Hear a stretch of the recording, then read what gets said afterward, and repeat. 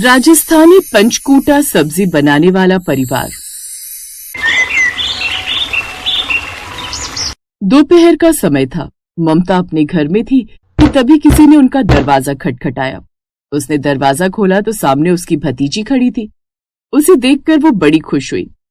अरे नीलू, आ गई मेरी गुड़िया। आओ आओ, कितनी दुबली हो गई हो, यूं अचानक कैसे आना हुआ? बस वो आपकी याद आ रही थी इसलिए चली आई। हाँ हाँ, बड़ी याद आई कि बच्ची, जरूर कोई काम होगा इस तरफ, तभी आना हुआ तेरा। हाँ बुआ, वो क्या है ना, कल मेरे कॉलेज में फेयरवेल पार्टी है तो मुझे शिखा दीदी की वो साड़ी चाहिए थी जो उन्होंने अपने फेयरवेल पर पहनी थी। ओ वही तो मैं कहूँ, तू यूं अचानक से यहाँ कैसे आ गई? अच्छा तू बैठ, पहले मैं तेरे लिए जूस बना कर ले आती हूँ। स्वाति हॉल में बैठती है और ममता उसके लिए जूस बनाने चली जाती है। लेकिन कुछ देर बाद उसे रसोई से बड़ी ही अच्छी खुशबू आती है। खुशबू तो बड़ी अच्छी आ रही है। अब वो भी खुशबू सूंघते हुए रसोई में चली जाती है। बुआ जी, क्या स्पेशल बन रहा है? बड़ी अच्छी खुशबू आ रही है। अरे वो खुशबू तो उसमें से आ रही है। तभी स्वाति ने देखा कि मेज पर एक कटोरी में कोई सूखी सी सब्जी रखी है। बुआ, ये कौन सी सब्जी है? कुछ अलग लग रही है, पहले तो कभी ऐसी सब्जी नहीं देखी। अरे ये पंचकुटा सब्जी है बेटा, हमारे पड़ोसी ने दी है। जब भी वो बनाते हैं तो हमें जरूर दे जाती हैं। तुम्हारी फूफा जी को बहुत पसंद है। पंचकुटा राजस्थान की मशहूर सब्जी है, बड़ी स्वादिष्ट होती है, तुम खाओगी? नहीं बुआ, अभी रहने दीजिए, मुझे थोड़ी जल्दी है, फिर कभी खा लूंगी। आप जल्दी से मुझे वो साड़ी दे दीजिए, मुझे और भी शॉपिंग के लिए जाना है। अच्छा ले, पहले तू ये जूस पी ले, तब तक मैं साड़ी ले आती हूँ। अब वो अलमारी से जाकर साड़ी ले आती है। ये ले, और सुन, इस वीकेंड आ जाना। शिखा, मयंक और तेरे फूफा जी भी तुझे याद कर रहे थे, उनके ऑफिस की भी वीकेंड छुट्टी रहती है। ठीक है, तो मैं नेक्स्ट वीकेंड मम्मी को बोलकर आऊंगी यहीं रहने। अब स्वाति जल्दी में वहां से चली गई और फिर बाकी शॉपिंग करने के बाद वो अपने घर चली गई। दरअसल दिल्ली शहर में रहने वाली स्वाति का घर लक्ष्मी नगर में था और उसकी बुआ पंजाबी बाग में रहती थी, जिसके 2 बड़े बच्चे शिखा और मयंक थे। स्वाति भी दिल्ली यूनिवर्सिटी के कॉलेज से पढ़ाई कर रही थी। कुछ दिन बाद स्वाति दोबारा बुआ के घर आई। इस बार रहने के इरादे से वो अपनी बुआ के घर आई। स्वाति, मैं तुझे कब से याद कर रही थी। आज रात हम लोग सोएंगे नहीं, बल्कि साथ में बैठकर मूवी देखेंगे। ओह वाह, लेकिन कॉमेडियन मूवी। हाँ चल बच्ची है क्या, हॉरर मूवी देखेंगे। हाँ, और साथ में मैं पिज्जा और कोल्ड ड्रिंक भी ले आऊंगी। अब वो सब साथ में बैठकर देर रात तक मूवी देखते हैं, फिर सभी सो जाते हैं।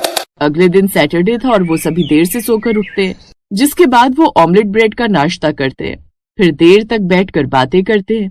दिन के समय ममता सबके लिए कढ़ी पकौड़ा और चावल बनाती है। वाह बुआ, ये हुई ना बात। अगर पंजाबी परिवार में हफ्ते में 1-2 बार कढ़ी ना बन जाए तो फिर वो पंजाबी फैमिली कैसी। खाना खाकर वो सब मॉल घूमने चले जाते हैं। फिर शाम को जब वो घर आते हैं तो सामने वाले घर से बड़ी अच्छी खुशबू आ रही थी। ये वही खुशबू थी जो उस रोज भी आ रही थी। स्वाति एक पल के लिए रुक जाती है, लेकिन फिर आगे बढ़ती है। ममता अब घूमकर काफी थक गई थी। बुआ, आप आराम कर लीजिए, हम जाकर खाना बना लेते हैं। चलिए शिखा दीदी। हाँ माँ, तुम आराम करो, आज का डिनर हम बना लेंगे। तभी दरवाजे पर घंटी बजी। स्वाति ने दरवाजा खोल दिया। ये लीजिए, आज फिर से पंचकुटा बनाया था तो मम्मी ने भिजवाया है। उस कटोरी से तेज और मनमोहक खुशबू आ रही थी। वाह, खुशबू तो बहुत अच्छी है। ये तो वही वाली खुशबू है। कुछ देर बाद वो किचन में जाकर पनीर की सब्जी और रोटी बना देती है, जिसके बाद वो सबको खाना परोसते हैं। नहीं, ये राजस्थानी पंचकूटा की सब्जी तो मैं ही खाऊंगा। आंटी को पता है कि ये मुझे कितनी पसंद है। शिखा, तू ऐसा कर, तू मेरे हिस्से का पनीर खा ले। नहीं, बल्कि तू मेरे हिस्से का भी खा ले, और चाहिए तो एक्स्ट्रा कटोरी ले लियो, लेकिन ये सब्जी तो मैं ही खाऊंगी। अच्छा, और मैंने क्या गुनाह किया है? क्या मैं ये सब्जी नहीं खा सकती? लाओ इधर दो, मैं भी खाऊंगी। उन सबको उस सब्जी के लिए लड़ता देख स्वाति ने मन ही मन सोचा, ओफो, ये लोग तो कैसे लड़ रहे हैं इस सब्जी के लिए, जैसे किसी ताज पैलेस होटल की सब्जी बनाई हो। स्वाति बेटी, तू खाएगी क्या? नहीं, मेरे लिए तो ये पनीर ही काफी, आप लोग ही खाइए। स्वाति देखती है कि वो सब बड़े ही शौक से वो सब्जी खाते हैं। फिर अगले दिन, बुआ जी, आप कैसे किसी राजस्थानी का खाना खा लेती हैं? मतलब अलग संस्कृति का है ना राजस्थानी सब्जी। ये सुनकर ममता ने उसकी ओर देखा और कहा, बेटा खाना तो खाना होता है, उसमें संस्कृति की दीवार क्यों? फिर तभी वो पड़ोसन यानी कि प्रमिला छाबरा उनके घर आई, जो कि पंजाबी में बात कर रही थी। ओ भाभी जी, तुसी ठीक हो? कल तक तुम्हारी तबीयत ठीक नहीं सी, अपना यश बता रहा सी। हाँ पहले से ठीक है, तुम्हारे हाथों की राजस्थानी पंचकुटी सब्जी खाई थी ना, उसे खाकर भला मैं कैसे ठीक नहीं होती। इसका मतलब यही वो आंटी हैं जो पंचकुटा सब्जी बनाती हैं? हाँ बेटी यही हैं वो। लेकिन आंटी आप तो पंजाबी हैं, मतलब आप तो पंजाबी भाषा बोल रही हैं, तो क्या आप राजस्थानी नहीं पंजाबी हैं? हाँ बेटा जी असली पंजाबी। अच्छा तो फिर आप राजस्थानी सब्जी कैसे बनाती हैं? आहो वो क्या है ना बेटा, कुछ साल पहले मेरी पति की पोस्टिंग राजस्थान में हुई थी। हम वहाँ कई साल रहे, हमारे आस पड़ोस में सभी राजस्थानी रहते थे, उनमें से कोई ना कोई पंचकुटा सब्जी बनाते ही रहता सी। उसकी खुशबू इतनी अच्छी थी कि मैं चाहकर भी खुद पर कंट्रोल नहीं कर पाती थी। और एक दिन था मैं अपनी पड़ोसन के घर पहुंच गई वो सब्जी लेने वास्ते, और जब मैंने पहली बार उसका स्वाद चखा ना तो ओए होए होए उसके स्वाद चिता जैसे मैं खोई गई। उस दिन के बाद वो सब अपने आप मेनू आकर मेरे घर सब्जी दे जान दे। उसका स्वाद इतना अच्छा था कि मेरे सारे परिवार को आदत हो गई, और फिर मैंने तो डिसाइड कर लिया हूं तो मैं अभी सब्जी सीख कर ही रवांगी। फिर वहाँ के लोग इतना प्यारे थे कि उन्होंने मुझे पंचकुटा सब्जी बनाना सिखाया।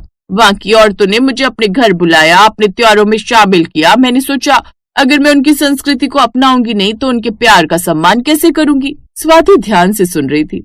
लेकिन आंटी जी आप पंजाबी और ये दूसरे कल्चर और उनका खान पान कैसे अपना सकते हैं? बेटा किसी भी संस्कृति को अपनाने में झिझक नहीं करनी चाहिए, जो वो अच्छा लगे उससे अपनाओ। हर जगह की अपनी खुशबू होती है, जैसे इस पंचकुटा की अपनी, और जो भी तुम्हें संस्कृति अच्छी लगे उसे अपना लो। हम सब भारतीय हैं और एक दूसरे के साथ मिलकर उनके कल्चर को अपनाना ही अपने देश की एकता को दिखाता है। उसे अपनाने से हमें झिझकना नहीं चाहिए। ये सुनकर स्वाति की आंखें झुक गईं। उसे याद आया कि उसने बिना जाने ही कैसी बात कह दी थी। आंटी मुझे माफ कर दीजिए, मैंने बिना समझे ही ऐसी बात कह दी। कोई बात नहीं बेटा, सीखने की उम्र में सवाल आना अच्छी बात है। अब स्वाति के मन से जैसे कोई पर्दा हट गया। उसे एहसास हुआ कि उसने सिर्फ नाम सुनकर ही दूरी बना ली थी। हम कितनी जल्दी किसी चीज को अपना या पराया कह देते हैं, जबकि असल में दुनिया की हर संस्कृति हमें कुछ नया सिखाने आती है। फिर उसने प्रमिला से कहा, आंटी क्या आप मुझे भी पंचकुटा बनाना सिखाएंगी? क्यों नहीं बेटा, कल से शुरू करते हैं। फिर तो मैं भी सीखूंगी, ताकि कल को जब तू अपन पिंड जाए ना तो छुट्टियों में प्रमिला तो हमें यूं पंचकुटा सब्जी खाने के लिए तेरे आने की राह ना देखनी पड़े। फिर अगले दिन वो उन्हें राजस्थानी पंचकुटा सब्जी बनाना सिखाती है। ये सब्जी कुछ राजस्थानी सूखी सब्जियां होती है, उनसे बनती है, जैसे गुंदा, केर सांगरी, कुमटिया और अमचूर। इन पांचों के मिक्स से पंचकुटा सब्जी पकाई जाती है। अब इसमें दही, लाल मिर्च पाउडर और बाकी मसाले डालने चाहिए। इस तरह वो उन्हें सब्जी बनाना सिखा देती है।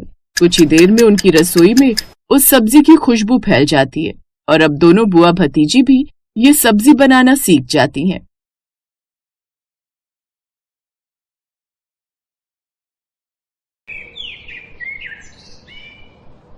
चलो माधुरी, आज हम उस गुप्ता की चाउमीन खाकर आते हैं। तुम्हें बहुत पसंद है ना वो? सच में? वाह, फिर तो मजा आ जाएगा। आप बस 2 मिनट रुकिए, मैं अभी तैयार होकर आती हूँ। ये सुनकर माधुरी बहुत खुश हो जाती है और दोनों गुप्ता भोजनालय पहुँच जाते हैं। अरे आओ आओ मानव भाई, बताओ क्या खाओगे? जरा 2 प्लेट चाउमीन बनवा दो भाई। हाँ हाँ अभी बनवाता हूँ। और बताओ तुम्हारी खेती कैसी चल रही है?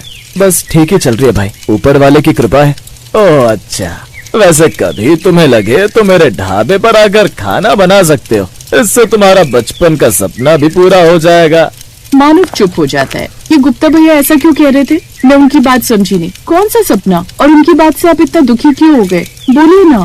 बचपन से मेरा सपना था कि मैं एक होटल खोलूं और लोगों को खाना खिलाऊं, वो भी हो सके तो बहुत सस्ते दामों पर। मगर मैं वो सपना पूरा नहीं कर पाया। पिताजी और अम्मा के मरने के बाद मैं पूरी तरह से उलझकर रह गया, और गुप्ता ये बात जानता है, इसीलिए वो मुझे चिढ़ा रहा था।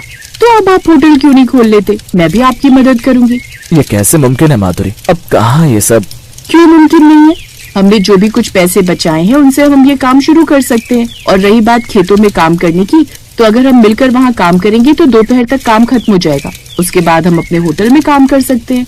वैसे सुझाव इतना भी बुरा नहीं, मगर ऐसे में तो तुम्हारा काम भी बहुत बढ़ जाएगा।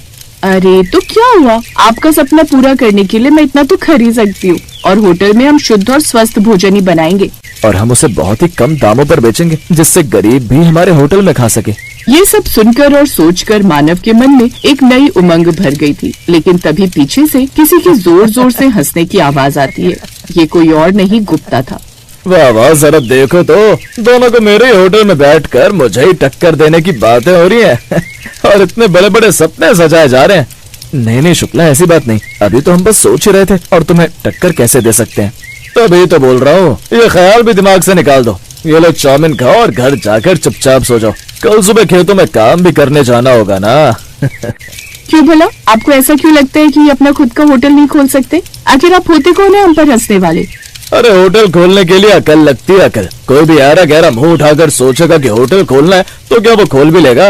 अरे मैं तो लोगों को ऐसा खाना खिलाऊंगा जो सस्ता भी होगा और अच्छा भी, बस तुम देखते जाओ।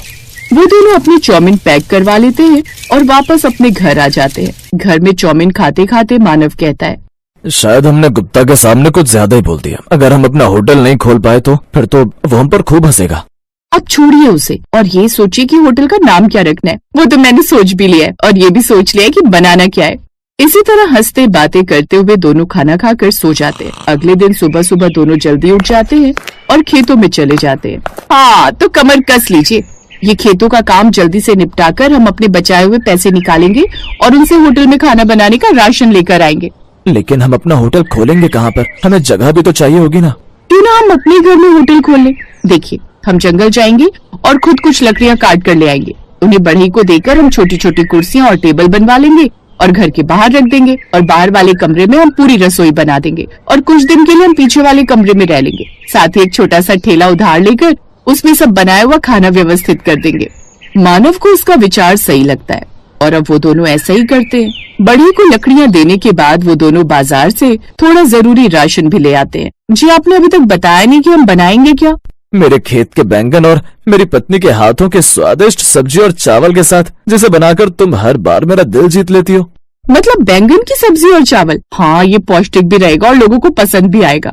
इसमें ज्यादा लागत भी नहीं लगेगी, इसीलिए हम इसका दाम बेहद ही कम 10 रुपए प्लेट रखेंगे। बिल्कुल ठीक कहा जी। 2 दिन बाद उनकी सारी कुर्सियाँ टेबल सब बनकर तैयार हो जाते हैं और अब वो सब कुछ अच्छे से सेट कर लेते हैं। वैसे हमने इतना सब एक झटके में कर तो डाला है, लेकिन अगर ये सब कुछ काम नहीं आया, लोग हमारे यहाँ नहीं आए और हमारा होटल नहीं चला तो? अरे, अगर मुझे पता चलता कि हमारे आसपास कहीं इतना अच्छा स्वादिष्ट बैंगन की सब्जी और चावल मिल रहा है ना, मैं तो जरूर जाती खाने। अगले दिन सुबह जल्दी उठकर मानव बाहर सब कुछ अच्छे से सजा देता है। उनका ठेला आ चुका था और कुर्सियाँ भी लग गई थी। होटल के नाम का एक बोर्ड भी लगा दिया था जिस पर लिखा था माधुरी भोजनालय। चलो मैं जल्दी से एक बार खेतों में काम करके आता हूँ। ठीक है, अच्छे से जाइएगा और जरा जल्दी वापस आइएगा। तब तक मैं खाना बनाने की सब तैयारी शुरू करती हूँ। मानव खेतों में चला जाता है और माधुरी बड़े से बर्तन में बैंगन की सब्जी और चावल बनाने लगती है। कुछ देर बाद मानव भी आ जाता है और दोनों मिलकर बाहर ठेले पर खाना बनाने लगते हैं। साथ ही उसने होटल के बोर्ड पर यह भी लिख दिया था कि एक थाली सिर्फ 10 रुपए की है। पहले तो कुछ देर तक कोई नहीं आता है। माधुरी, अब तक कोई आया ही नहीं, मुझे तो बहुत चिंता हो रही है।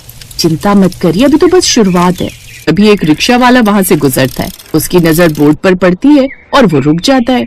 अरे भैया, सच में बैंगन की सब्जी और चावल की थाली सिर्फ 10 रुपए की है क्या? हाँ हाँ, 10 रुपए में स्वादिष्ट बैंगन की सब्जी और चावल भी। ये तो पहली बार सुने हैं। आप एक बार खाकर तो देखिए, सलाद और अचार के साथ। फिर तो एक प्लेट लगा दो भैया, बड़ी भूख लग रही है। सोच ही रहा था कि कहाँ जाऊँ, क्या खाऊं। सवेरे से सिर्फ 2 ही सवारी मिली थी। जेब में इतने ही पैसे नहीं थे कि बाजार जाकर कुछ खा सकूं। हाँ हाँ, आराम से बैठिए, हम अभी आपकी थाली दे देते हैं।